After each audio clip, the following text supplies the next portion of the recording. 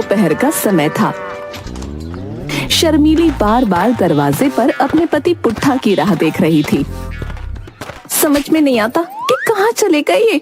दोपहर को पकाने के लिए मूली मंगाई थी, मगर शायद इन्हें समझ ही आया होगा कि रात के पकाने के लिए मूली मंगाई है। तभी वहाँ पुट्ठा आ पहुंचा। तुम खाली हाथ आए हो, मूली कहाँ है? मूली वो तो तुम्हें खेत में मिलेगी। बकवास मत करो, मैंने तुमसे दोपहर के पकाने के लिए मूली मंगाई थी, कहाँ है? झूठ मत बोलो शर्मीली, तुमने ही तो मुझसे कहा कि जाओ थोड़ा सा टहल कर आओ। तुम्हें टहल कर आ गया। मेरी तो किस्मत फूट गई। जिस दिन मेरी तुमसे शादी हुई, कुछ देर बाद तुम ये भी भूल जाओगे कि मैं कौन हूँ। उसके बाद ये भी भूल जाओगे कि तुम कौन हो। इससे पहले कि मैं भूल जाऊं कि मैं तुम्हारी पत्नी हूँ, इसी वक्त यहाँ से निकल जाओ। जी मालकिन, अगर आप मुझे निकलने को कहती हैं तो मैं निकल जाता हूँ। वैसे भी गरीब नौकर जहाँ काम करता है वहाँ से उसे निकाल ही दिया जाता है। गरीब नौकरी? तुम किसकी बात कर रहे हो? अरे मैं अपनी बात कर रहा हूँ। मैं बिरजू तुम्हारे घर पर साफ सफाई का ही तो काम कर रहा हूँ ना। पुट्ठा की बात सुनकर शर्मीली का दिमाग बुरी तरह से खराब हो गया। वो समझ चुकी थी कि पुट्ठा अब भूल चुका है कि वो पुट्ठा है। निकल जाओ यहाँ से और दोबारा यहाँ मत आना। शर्मीली की बात सुनकर गांव से पुट्ठा निकल गया और दूर एक खेत में जाकर अपने आप से बोल उठा, अब मैं कभी भी इस गांव में लौटकर नहीं आऊंगा। हाँ। सुबह का वक्त था। कासगंज में ठंडी ठंडी हवा चल रही थी। गबरू एक चाय की दुकान पर बैठे हुए ठंडी ठंडी हवा का आनंद ले रहा था। अरे चाय वाले भैया, अरे एक कप चाय पिला दो। गबरू, अगर तुम चाय की जगह दूध पीते तो शायद नाटे से लंबे हो जाते।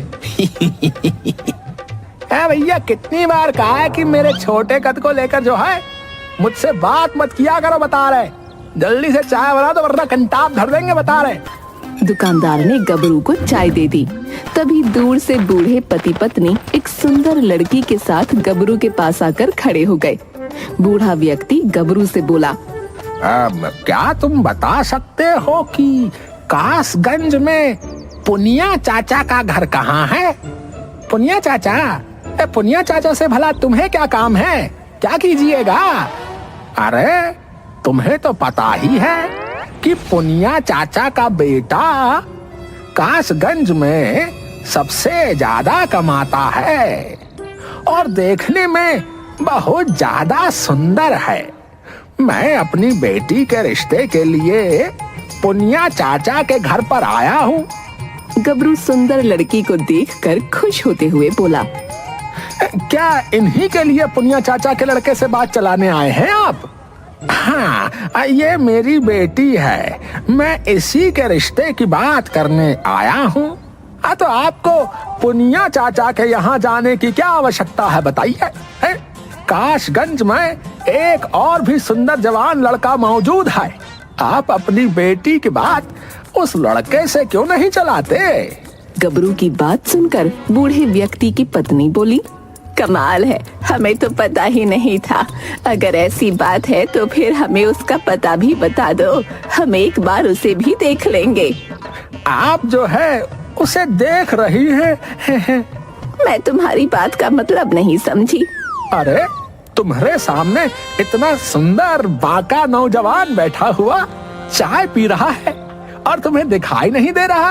अरे मैं अपनी बात कर रहा हूँ भाई। गबरू की बात सुनकर बूढ़ी औरत का चेहरा क्रोध से तमतमा गया। उसने एक जोरदार चांटा गबरू के गाल पर जड़ दिया। आईने में कभी अपनी शक्ल देखी है तूने? 1.5 फुट से ज्यादा का नहीं है तू, और मेरी बेटी पूरे 5 फुट की है। जा जाकर अपने लिए बोनी तलाश कर। चाय की दुकान पर बैठे सभी लोग गबरू का मजाक उड़ाने लगे। गबरू क्रोधित होते हुए अपने आप से बोला, इतनी भारी बेइज्जती? ये चाय का दुकानदार जब तक कासगंज में मेरी बेइज्जती का ढिंडोरा नहीं पीट लेगा तब तक इसे खाना हजम ही नहीं होगा। मुझे अब कासगंज में रहना ही नहीं है। गबरू गुस्से से कासगंज छोड़कर चला गया। गबरू गुस्सा होकर काफी दूर निकल आया। तभी उसका पैर किसी के पैर से टकरा गया। गबरू गिर गया। अरे कौन है यहाँ पर जो सड़क को चारपाई समझ कर सो रहा है? सड़क पर पुट्ठा सो रहा था, जो कि गबरू की आवाज सुनकर उठकर गबरू को देखने लगा। अरे क्या देख रहा है? वो तो अच्छा हुआ कि मैं निकल रहा था। अगर कहीं ट्रक निकल रहा होता तो तेरा तो राम नाम सत्य हो जाता भैया। मुझे माफ कर दो शर्मीली, गलती मेरी ही थी। अरे भैया, कहीं तू पगला तो नहीं गया है? मैं तुझे किस एंगल से शर्मीली दिखाई देता हूँ रे? ऐसा मत कहो शर्मीली, तुम तो मेरी पत्नी हो। भैया, पत्नी और मैं? अरे तेरा दिमाग खसक गया है क्या? है कासगंज में वैसे भी सब मुझे नाटा नाटा कहकर चिढ़ाते हैं, और तू भी मुझे अपनी पत्नी बता रहा है? इतना कहकर गबरू ने एक जोरदार चांटा पुट्ठा के जड़ दिया। पुट्ठा की याददाश्त वापस आ गई। कौन हो तुम? अब मैं जो हूँ सो हूँ, लेकिन तू कौन है जानता है? तू सड़क पर सो रहा था रे? क्या सड़क पर सो रहा था? तुम्हारा बहुत बहुत शुक्रिया भाई कि तुमने मुझे उठा दिया। अगर कोई वाहन आ रहा होता तो मेरा तो राम नाम सत्य हो जाता। तुम्हारे चेहरे पर उदासी झलक रही है। लगता है तुम भी जमाने के सताए हुए हो। अब तुम्हें क्या ही बताऊं, मैं कभी कभी कुछ बातें भूल जाता हूँ। बस इसी बात से नाराज होकर मेरी पत्नी ने मुझे घर से बाहर निकाल दिया भाई। मेरे कद को लेकर मेरे गांव वाले मेरा मजाक उड़ाते रहते हैं। मैं भी अपना गांव छोड़कर आ गया हूँ। आज से हम दोनों दोस्त हुए। चलो हम दोनों मिलकर अब दुनिया वालों को लूट लेते हैं और बहुत सारा धन एकत्रित करते हैं। क्या कहते हो? पुट्ठा और गबरू दोनों मिलकर एक दूसरे गांव की तरफ चल पड़े।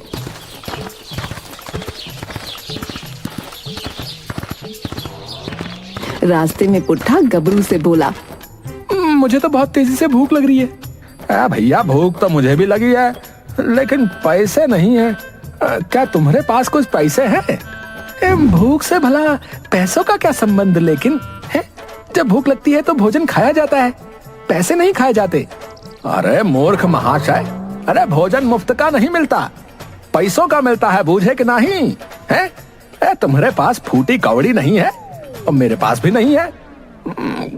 कोई चक्कर चलाना पड़ेगा। तभी गबरू को एक गांव की सीमा पर एक ढाबा नजर आया।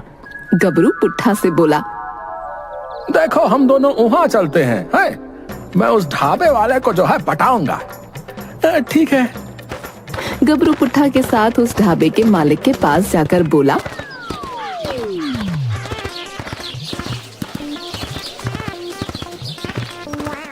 हम 2 दिन से भूखे हैं, गरीब मजदूर हैं, हमरे पास खाने के लिए पैसा नहीं है और हमें बहुत तेजी से भूख लगी है। ढाबे का मालिक पुट्ठा की ओर देखकर बोला, लेकिन ये तो बहुत अट्टा कट्टा लगता है। अरे ये मेरा बड़ा भाई है, बेचारा पागल है, इसकी जिम्मेदारी का बोझ भी मुझ पर ही है। तभी पुट्ठा क्रोधित होते हुए बोला, जो कि फिर से कुछ भूल गया था, मगर गबरू इस बात को नहीं जानता था। अबे मैं तेरा भाई नहीं, तेरा पति हूँ। हाँ। गबरू ढाबे के मालिक की ओर देखकर बोला, देखा आपने, देखा, मैंने कहा था ना ये पागल है। सही कह रहे हो, ये तो कोई पागल ही है जो अपने छोटे भाई को अपनी पत्नी बता रहा है। जब ये खाली पेट होता है तो बहुत ज्यादा आक्रामक भी हो जाता है और कभी कभी तो किसी की हत्या करने पर भी उतारू हो जाता है। तभी पुट्ठा ने एक जोरदार चांटा ढाबे के मालिक के गाल पर जड़ते हुए कहा, शर्मीली, मुझे भूख लगी है। हाँ हाँ भाई, तुम्हारी जो मर्जी आए तुम खा सकते हो, जल्दी से खाओ और यहाँ से जाओ। गबरू पुट्ठा के साथ उस ढाबे के मनपसंद व्यंजन का आनंद उठाने लगा। खाना खाने के बाद पुट्ठा की याददाश्त वापस आ गई, मगर गबरू समझ रहा था कि पुट्ठा ने ढाबे के मालिक को डराने के लिए ऐसा जानबूझकर किया है। खाना खाने के बाद गबरू ढाबे के मालिक से बोला, हम दोनों को क्या इस गांव में काम मिल सकत है? गांव में मुखिया की बेटी की शादी है, वहाँ पर कुछ मजदूरों की कमी पड़ रही है।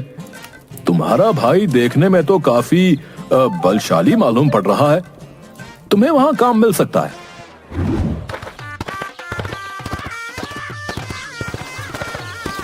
गबरू पुट्ठा को लेकर मुखिया के घर जाकर मुखिया से बोला, हम दोनों भाई दूसरे गांव से जो है आए हैं, हमरे पास पैसे खत्म हो गए हैं, क्या हमें कोई काम मिल सकत है? तुम्हारे जैसे भाइयों की इस देश को बहुत जरूरत है, जिनके पास पैसे खत्म हो जाएं तो काम करके पैसा कमाना चाहते हैं। मेरी बेटी की शादी है, जाओ सामान अंदर रखवाओ।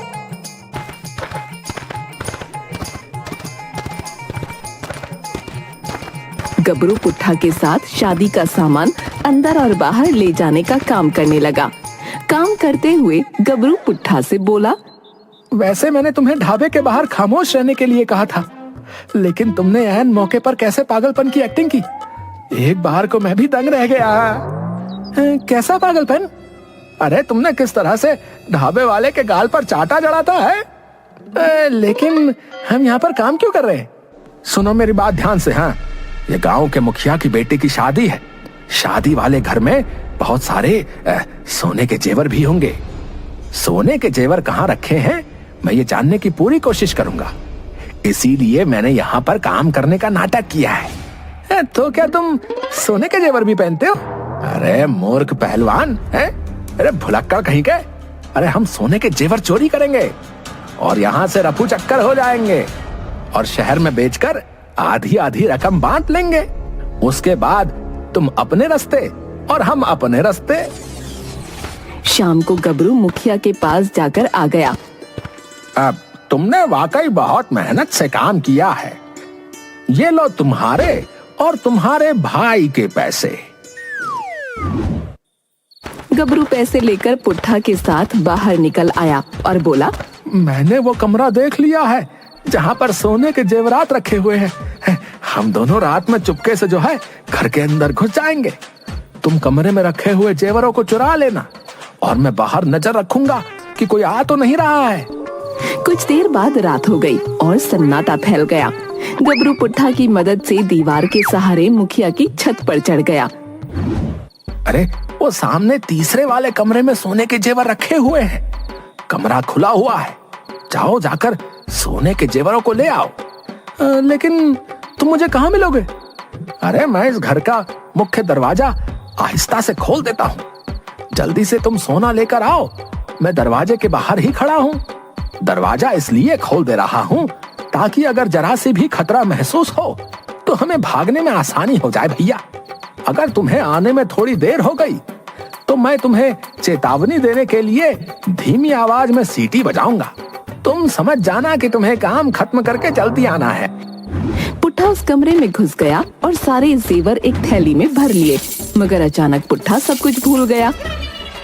मैं यहाँ पर क्या कर रहा हूँ? ये शर्मिली भी ना रात के समय पता नहीं मुझे क्या क्या काम करवाती रहती है। अब देखो ना, शर्मिली ने मुझे इस कमरे में भेज दिया जिस कमरे में मैं कभी आया ही नहीं। इतना बोलकर पुट्ठा कमरे से बाहर जाकर इधर उधर देखने लगा। तभी उसकी नजर चारपाई पर पड़ी। मुखिया खर्राटे लेकर सो रहा था। शर्मिली भी कितनी बड़ी कामचोर है? मुझे काम पर लगाकर खुद खर्राटे लेकर सो रही है। आज मैं इसे सबक सिखा कर आऊंगा। इतना बोलकर पुट्ठा ने एक जोरदार लात मुखिया को मारी। मुखिया बिलबिलाता हुआ उठ गया और पुट्ठा को गौर से देखने लगा। शर्मिली, तुम मुझसे काम करवा रही हो और यहाँ बैठकर आराम से सो रही हो। तुम यहाँ पर क्या कर रहे हो भाई? हैं? और ये तुम्हारे हाथ में क्या है? शर्मिली, तुम पागल हो गई हो क्या? ये मेरा घर है और तुम मुझसे ही पूछ रही हो कि मैं यहाँ पर क्या कर रहा हूँ? तभी पुट्ठा के कानों में गबरू की सीटी की आवाज टकराई। सीटी की आवाज सुनकर पुट्ठा की याददाश्त फिर से चली गई, मगर अब उसे मुखिया के चेहरे में गबरू की शक्ल नजर आने लगी।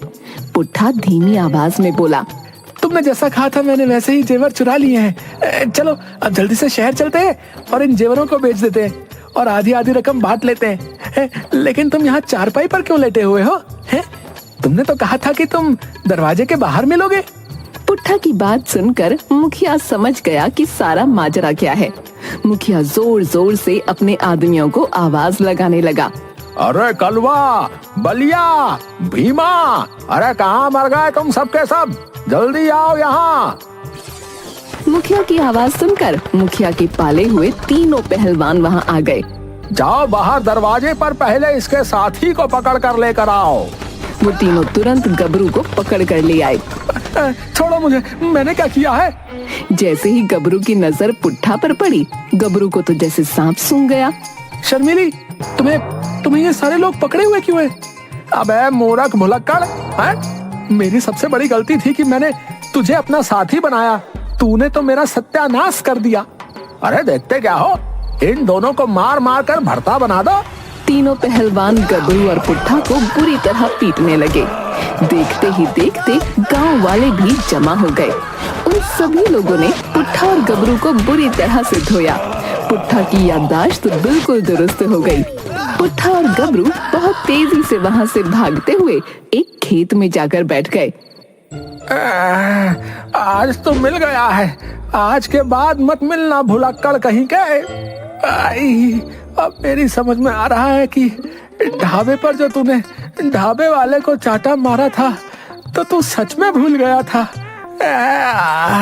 मैं भी कितना बड़ा बेवकूफ हूँ जो खुद को इतना बड़ा चालाक बनता हूँ। मैं ये भी नहीं समझ पाया कि जो आदमी रोड पर सो रहा हो वो दुनिया का सबसे बड़ा भुलक्कड़ होगा।